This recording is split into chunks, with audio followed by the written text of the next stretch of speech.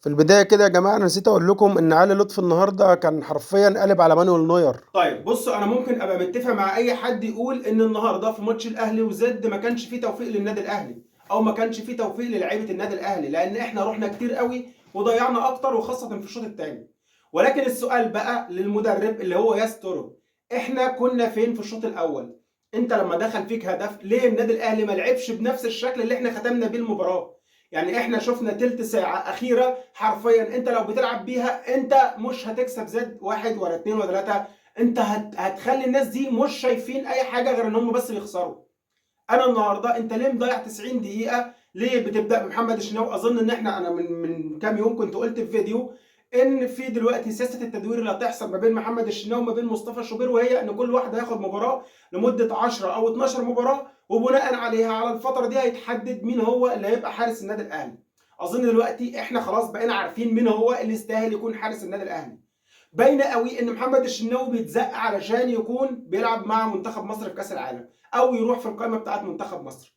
ولكن ده مش على حساب ان انا اشوف محمد الشناوي بيلعب اساسي وفي حارس احسن منه موجود على الدكه. ما هو ده مش فير ولا عدل بتاع ربنا. في حاجه تاني بقى، وهي اني انا ليه برضو اشوف طاهر محمد طاهر في نفس المباراه، وانا بقى عندي رجع زيزو وتريزيجيه؟ هتقول لي الاثنين مش جاهزين ان هم يلعبوا، هقول لك تمام، انا ممكن اتفق معاك. ولكن حسين الشحات اللي بيعمله احسن بكتير من اللي بيعمله طاهر. انا ليه برضو مش فاهم يعني. انا في حاجات كتير قوي غريبه. محمد هاني شويه النهارده مش احسن حاجه. يوسف بالعمري الراجل ده يتقال له شابوه بجد.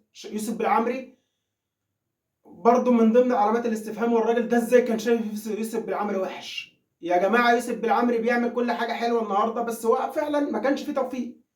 هو امام عاشور من الاخر، امام عاشور النهارده مش فايق، فالنادي الاهلي كله فيه مشاكل.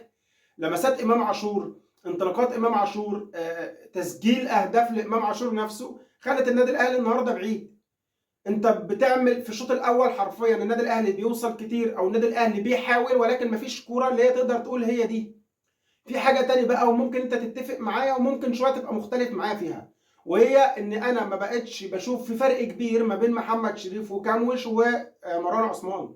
فبالتالي لو هدي لحد وهو كخبرات، سواء كان هنا او حتى في فتره الاحتراف اللي اخدها بره، لو هدي لحد هو واخد على النادي الاهلي واخد على الضغوط بتاعه النادي الاهلي اكتر، فانا بالنسبه لي بشوف ان هو محمد شريف.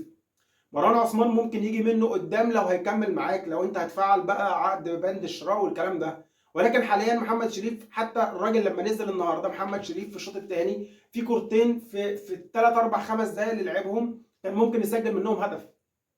مع ان انا اصلا برضو مش عارف، انت النهارده حرفيا في الفتره اللي طلع فيها مروان عثمان، انت كل حاجه كنت بتعملها بس اوفرات. النادي الاهلي كان شغال اوفرات، حسين الشحات من ناحيه، يوسف بالعمري من ناحيه، زيزو كان بيسقط مع يوسف بالعمري، فكنت بتعمل اوفر. ليه اطلع مروان عثمان؟ لما انت هتطلع حد، ممكن اسحب حد من تحت من نص الملعب ايا كان، ممكن اسحب مروان عطيه، ممكن اسحب اي حد واسيب مروان عثمان واسيب محمد شريف، اسيب الاثنين دول في البوكس في الصندوق، لان انا بلعب اوفرات كتير. وممكن تبقى ممكن انت تختلف معايا في وجهه النظر دي، ولكن انا بشوف ان كنا ممكن نعمل كده. والحاجه الثانيه وهي ان محمد شريف بالنسبه لي احسن من مروان عثمان حاليا. محمد شريف مش بيسجل كتير، ولكن محمد شريف في حته التمركز في منطقه الجزاء هو احسن حد في الثلاثه اللي موجودين. هما الثلاثه كده كده مش على مستوى النادي الاهلي، انت محتاج حد تقيل في الحته دي، وقلنا الكلام ده كتير. ولكن على الاقل بقول ان شريف ممكن يكون احسن من مروان عثمان ومن كاموش في الفتره دي. اتمنى ان يسترب، ومش عارف والله هتوصل لايه بقى، ولكن انا حاسس ان هي كمان بتقرب قوي مع يستروب، وممكن يستروب ما يكملش كتير مع النادي الاهلي، لان الراجل ده بدا يعمل حاجات كتير قوي غريبه وما كناش متعودين عليه منها. ولكن بجد اتمنى ان مصطفى شوبير ياخد فرصه، اتمنى ان طاهر محمد طاهر يبقى بديل ينزل يلعب تلت ساعه بس مش اكتر، لان الراجل ده 16 مباراه او 17 مباراه في الدوري ما سجلش هدف واحد للنادي الاهلي. واتمنى ان النادي الاهلي في الاخر يلحق يعمل اي حاجه. هنشوف الزمالك وبيراميدز بكره ايه اللي هيحصل ان شاء الله.